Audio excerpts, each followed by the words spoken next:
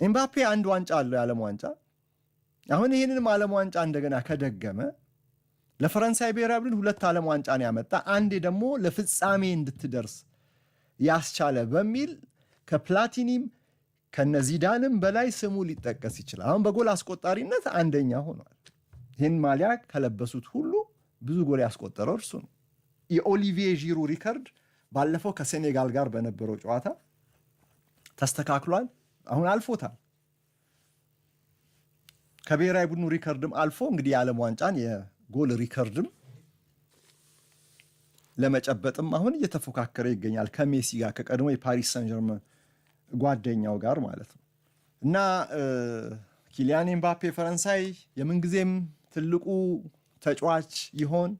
በታሪክ የሚጠቀስ ዚዳንን በፍቅር የሚያስታውስ ሚሼል ፕላቲኒ ትውልድ ላይ ያኔ ደርሶ ደግሞ ፕላቲኒን በደንብ ከጊዜው አንጻር ማለት ነው። አሁን የፕላቲኒን ጨዋታዎች ብታዩ ቅርፍፍ ያሉ ናቸው። ከአሁኑ ፍጥነት ጋር ለንጽጽር የሚገቡ አይደለም። ሁሉም ከጊዜው ጋር በጊዜው ልክ ነው ስኬቱ የሚመዘነው።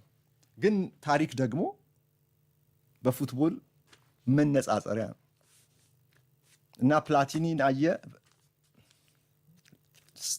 ፈረንሳይ ዚዳንን ተካ እና ፕላቲኒን በዚዳን አይን ናቅ አረገ።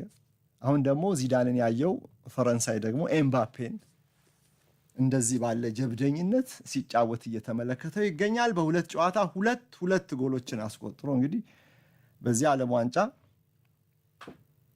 4 ላይ ደርሷል ማለት ነው። ሌላው እንግዲህ አጓጊው ነገር የነዚህ ትልልቅ ተጫዋቾች የሜሲ ኤምባፔ እና ሃላንድ የጎል ፉክክር ነው። በተለይ ሜሲና ኤምባፔ ለታሪክ የጎል አስቆጣሪነት የሚያደርጉት ሩጫ ተደርጎ ይወሰዳል። ሪከርድ ለመስበር ሪከርድን ለመጨበጥ ኦልሬዲ ሪከርዱን ሰብረውታል ወይም ተስተካክለውታል። ግን ከዛ በላይ ቀድሞ የሚጨርሰው ማን ነው በሚለው በሁለቱ መካከል ትኩረት ልናደርግ ነው ማለት ነው። በነገራችን ላይ የፊፋ የዚህ ዓለም ዋንጫ ድልድልን እንደው በአንክሮ ካያችሁት ትልልቆቹ ቡድኖች በኋላ እንዲገናኙ ሆን ተብሎ ዲዛይን የተደረገ ድልድል ሆን ተብሎ እና ምናልባት ፈረንሳይና አርጀንቲና ሊገናኙበት የሚችሉበት እድል አለ። ይሄ ደግሞ የኪሊያን ኤምባፔ ምኞት ነው። ለምን መሰላችሁ? ከሜሲ ጋር ያለው የጎል ፉክክር አይደለም በዋነኛነት የካታር 2022ን የፍጻሜ ጨዋታን በቀል ያው አለ አይደለ፣ በፉትቦልም ይሄ ለስላሳ በቀል ለርሱ ነው። በዛ ተቆጭቷል ኤምባፔ እና አርጀንቲናም ታዲያ ከፈረንሳይ ጋር ያላቸው የፍጻሜ ፍልሚያን በድል ተወጡት እንጂ ካታር ዓለም ዋንጫ ላይ። ከዛ በኋላ ግን ከፈረንሳይ ብሔራዊ ቡድን ጋር ያላቸው ቁርሾ ሁለቱ እርስ በርሳቸው ባልተገናኙበት ቦታ ሁሉ ታይቷል አይደለም? ታስታውሳላችሁ? ኮፓ አሜሪካን አሸንፈው አርጀንቲና በመልበሻ ቤት የነበረው ጭፈራ ላይ የኤንዞ ፈርናንዴዝ ውዝግብ የፈረንሳይ ተጫዋቾችን በሌሉበት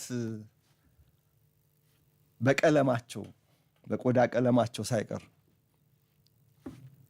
በሞባይል ስልካቸው እየቀረጹ እነ ኤንዞ ፈርናንዴዝ በኋላም በማህበራዊ ሚዲያ ላይ አጋርተውት የተፈጠረው ትርምስ እና በፈረንሳይ እና በአርጀንቲና መካከል በካታር ዓለም ዋንጫ ፍጻሜና ያንን ተከትሎ ያለው ቁርሾ ያው የተዳፈነ እሳት እርስ በርሳቸው የተገናኙ ቀን በሁለቱ ተጫዋቾች መካከል ያለው የጎል ፉክክር ብቻ ሳይሆን ያንንም ቁስል ነው መልሰው የሚያኩት እና ፉክክሩ በጣም ከባድ የተለየ ጨዋታ ይሆናል ብለን እንጠብቃለን። እንደዚህ ያለው ጨዋታ ነው የዓለም ዋንጫን የሚያሳምረው አይደል? መቼም የፈረንሳይና የትንሿ ኢራቅ ጨዋታ